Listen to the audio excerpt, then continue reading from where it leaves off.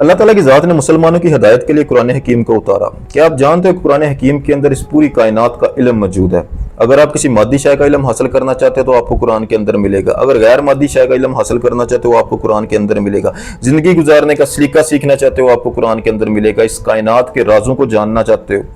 قرآن کے اندر آپ کو ملے گا۔ مولا علی علیہ السلام فرماتے ہیں قرآن لفظوں، حرفوں اور آیات کا مجموعہ ہے۔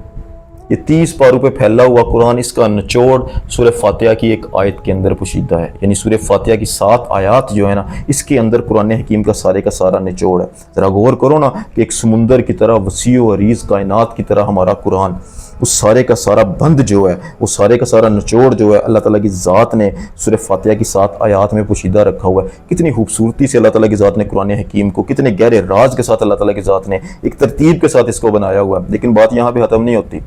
سورہ فاتحہ کا بھی نچوڑ ہے، وہ بسم اللہ الرحمن الرحیم کے اندر پوشیدہ ہے، یعنی اللہ تعالیٰ کی ذات نے پورے قرآن کا نچوڑ فاتحہ میں رکھا، فاتحہ کا نچوڑ بسم اللہ الرحمن الرحیم میں رکھا، اور بسم اللہ الرحمن الرحیم کا نچوڑ بسم اللہ کی بے کے اندر پوشیدہ ہے۔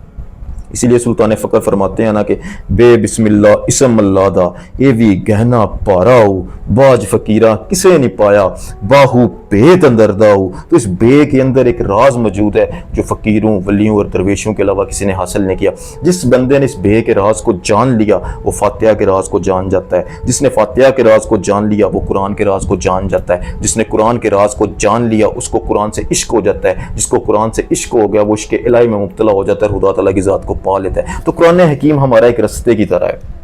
جو بے کے نقطے سے شروع ہوگا اور اللہ تعالیٰ کی ذات تک آپ کو لے کے جائے گا۔ اتنی خوبصورتی کے ساتھ اللہ تعالیٰ کی ذات نے ہمیں قرآن دیا، لیکن بدقسمتی جانتے ہو کیا ہے کہ اس دنیا میں بہت سے ایسے لوگ ہیں جو قرآن سے دور ہیں، اللہ سے دور ہیں، جو بتوں کی پوجا کرتے ہیں، غیر مسلم لوگ ہیں۔ حالی غیر مسلم نہیں، ابھی ایک بڑھتا ہوا رجحان دنیا میں یہ بھی ہے کہ لوگ اللہ کو بھی نہیں مانتے،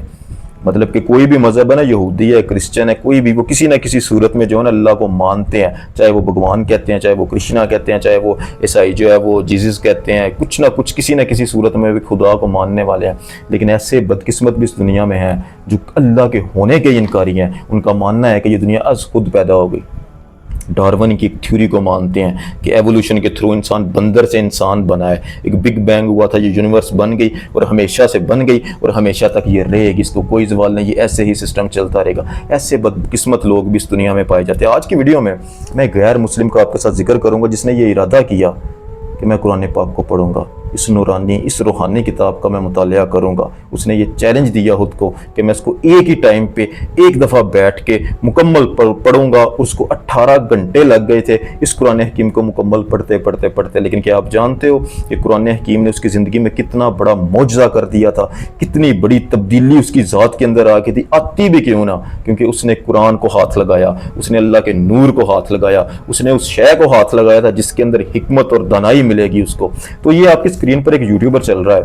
یہ امریکن یوٹیوبر ہے، ٹھیک ہے۔ یہ اپنے آپ کو ٹاسک دیا کرتا تھا، چیلنج دیا کرتا تھا، ہمیشہ ایسے کام کیا کرتا تھا جو چیلنجنگ ہو۔ جب یہ کام کرتا تھا نا تو لوگ اس کی طرف انسپائر ہو کے آتے تھے، اس کے چینل پہ آتے تھے، لوگ دیکھنے والے اس کو دیکھتے تھے اور یہ فیمس ہوتا چلا جاتا تھا۔ اسی طریقے سے اس نے ایک بڑا ٹاسک دیا خود کو کہ میں قرآن پاک کو مکمل ایک ہی دفعہ بیٹھ کے پڑھوں گا۔ ہوا کیا، پھر اس نے کمرہ ایک سلیکٹ کر لیا اور بیٹھ گیا۔ بیٹھنے کے بعد اس نے جو ہے نا قرآن حکیم کو پڑھنا شروع کر دیا۔ جیسے اس نے قرآن حکیم کو پڑھنا شروع کیا تو قرآن حکیم کو پڑھتے جو ہے نا اس کی ذات کی گہرائی کے اندر قرآن اترنا شروع ہو گیا۔ اس نے قرآن پاک کی ایک آیت کو، یعنی ایک پنہ پڑھتا اپنے وجود پہ ایک لکیر کھینچتا، دوسرا پڑھتا دوسری لکیر کھینچتا، یوں کرتے کرتے اس نے اپنے سارے وجود کو جو ہے نا وہ لکیر کر دیا تھا۔ مطلب کہ پورے قرآن کو اس نے ایک ترتیب کے ساتھ پڑھا اور ساتھ ساتھ اپنے ٹاسک کو مکمل کرتا رہا کہ میں نے اتنا پڑھ لیا۔ اس کے علاوہ اس نے ایک نوٹ پیڈ رکھے ہوئے، اس کے اوپر قرآن حکیم کے یہ جو بگ پوائنٹ ہے نا، یعنی جو چیز اس کو جو نتیجہ یہ اخذ کرتا تھا اپنے دماغ کے حساب سے،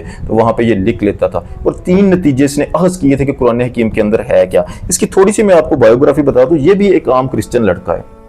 جس نے یہ چیلنج خود کو دیا، اس طریقے سے پڑھنا شروع کیا۔ اس کے ذہن میں بھی پہلے یہی تھا کہ مسلمان جو ہے نا، چاہے میڈیا میں دیکھتا تھا، اس کے علاوہ سوشل میڈیا پہ چیک کرتا تھا کہ دھماکے ہو رہے ہیں، لڑائیاں ہو رہی ہیں، جھگڑے ہو رہے ہیں، مسلمان جو ہے نا وہ ایک جو سخت قسم کی قوم ہے، جو دہشت گرد قسم کی قوم ہے۔ مسلمان کی امیج اتنی خراب کی ہوئی ہے اس انٹرنیشنل ورلڈ نے، اس صہیونی طاقتوں نے مل کے۔ تو اس کے ذہن میں بھی یہی چیز تھی اور یہ اس سوچ سے پڑھ رہا تھا کہ مسلمان اگر ایسا ہے نا تو اس کے قرآن کے اندر سے بھی اس کو ایسی چیزیں ملیں گی۔ لیکن اللہ کے فضل و کرم سے قرآن حکیم کے اندر سے ہدایت ہی مل سکتی ہے اور کچھ نہیں مل سکتا۔ تو ایسی جو ولگر قسم کی چیزیں آپ کو قرآن حکیم میں نہیں ملیں گی، اور نہ ہی مسلمان ایسے ہیں، صرف یہ ایک پروپیگنڈا جو مسلمانوں کے خلاف کیا جاتا ہے۔ خیر بات کو شارٹ کرتے ہیں، جیسے جیسے یہ قرآن کو پڑھتا گیا 18 گھنٹے کے بعد اس نے قرآن حکیم کو مکمل کیا اور 3 نتیجے اس نے اخذ کیے۔ وہ نتیجے کیا تھے؟ اس نے 3 نتیجے جو اخذ کیے، اس نے بولا پہلا نتیجہ اس کے اندر مجھے ملا ہے فیئر آف گاڈ، یعنی اللہ سے ڈرو۔ تو بالکل بے شک مسلمان اللہ کے علاوہ کسی سے نہیں ڈرتے، مانگتے بھی اللہ سے ہیں، سجدے بھی اسی کو کرتے ہیں، جھکتے بھی اسی کے سامنے ہیں، بلکہ اللہ تعالیٰ کی ذات سے ہم صرف ڈرتے نہیں ہیں، اللہ تعالیٰ کی ذات سے ہم محبت بھی بڑی کرتے ہیں، اللہ تعالیٰ کی ذات سے ہم عشق بھی کرتے ہیں، اور حالی ہم عشق نہیں کرتے، اللہ تعالیٰ کی ذات بھی ہم سے عشق کرتی ہے اور 70 ماہوں سے زیادہ کرتی ہے، اور اس عشق کی وجہ سے اللہ تعالیٰ کی ذات کے ساتھ ہمارا ایک گہرا ایک روحانی سلسلہ، ایک روحانی تعلق بھی بن جاتا ہے۔ اس میں کوئی شک نہیں ہے کہ اللہ تعالیٰ کی ذات بار بار قرآن حکیم میں بولتا ہے کہ ڈرو، ڈرو اس روز سے جب میرے سامنے پیش کیا جاؤ گا، ڈرو اس دن سے جب ججمنٹ کا ڈے ہوگا، قیامت کا دن ہوگا، اور پہاڑ روئیوں کی طرح اللہ ڈراتا ہے، لیکن ہمیں رہنمائی دینے کے لیے، کیونکہ اس دنیا میں ہم عارضی وقت کے لیے آئے ہیں، ہمیشہ کے لیے نہیں بھیجے گے۔ تو جہاں پر اللہ تعالیٰ کی ذات ہمیں ڈرا رہی ہے اس میں بھی ہدایت ہمارے لیے موجود ہے۔ تو اس میں کوئی شک نہیں ہے، مسلمان اللہ کے علاوہ کسی سے نہیں ڈرتا، لیکن وہ اپنے اللہ سے ڈرتے ہیں اور اللہ کا خوف انہیں ہمیشہ رہتا ہے۔ دوسرا اس نے جو نتیجہ حاصل کیا وہ بولتا ہے کہ ڈونٹ فالو دا ڈیزائر۔ قرآن حکیم کے اندر یہ چیز موجود ہے، تو بے شک اس سے بڑھ کر انکریڈیبل، اس سے بڑھ کے اور کیا ہو سکتا ہے؟ نبی پاک صلی اللہ علیہ وسلم نے بھی یہاں تک فرمایا تھا کہ تمہارا جو نفس ہے یہ سب سے افضل جہاد ہے، اس کو مائنس کرو، اس کو مات دینی ہے۔ تو ہمارا اسلام ہمیں عاجزی سکھاتا ہے، انکساری سکھاتا ہے، ہمارا اسلام ہمیں سکھاتا ہے کہ اس دنیا میں آ کے تم لوگ جو ہے نا عارضی وقت کے لیے آئے ہو، ہمیشہ کے لیے یہاں پہ تم لوگوں نے قلعہ نہیں لگایا ہوا ہے، یہاں پہ آ کے اپنی ڈیزائرز پوری کرنے کی کوئی ضرورت نہیں ہے، اپنے نفس کی پوجا کرنے کی کوئی ضرورت نہیں ہے، عاجزی سے مسکینی کے ساتھ زندگی کے دن گزارو۔ یہ ایک آزمائش گاہ ہے، اس آزمائش گاہ سے آگے گزر کے جب میرے پاس آ جاؤ گے نا تو میں تمہاری ہر ڈیزائر کو پوری کروں گا، خالی ڈیزائر کو نہیں پوری کروں گا، میں تجھے وہ کچھ بھی عطا کروں گا جو تیری سوچ جہاں پہ ختم ہو جاتی ہے، آنکھوں کو ٹھنڈک پہنچا دینے والی چیزیں اللہ تعالیٰ کی ذات تمہیں عطا کرے گی۔ اس کے بعد تیسرا جو اس نے نتیجہ حاصل کیا تھا کہ وہ فرماتے ہیں، کہتا ہے کہ بی کائنڈ یور پیرنٹس، قرآن یہ کہتا ہے۔ تو بالکل ایسا ہی ہے، بالکل ہمارا اسلام بڑا مہربان ہے،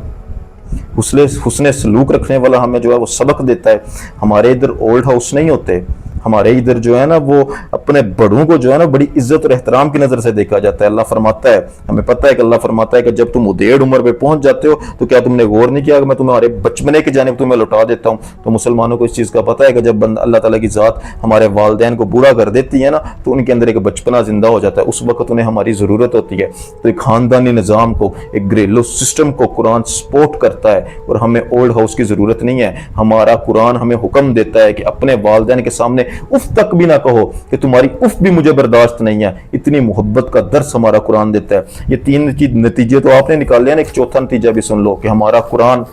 ہمارا اسلام پیس کا نام ہے، امن کا نام ہے، یہاں پہ کوئی دہشت گردی نہیں، ہم خود یہ جو دہشت گردی لوگ کرتے ہیں ان کے خلاف ہے۔ آج کے لیے اتنا ہی، جزاک اللہ خیر الرازقین۔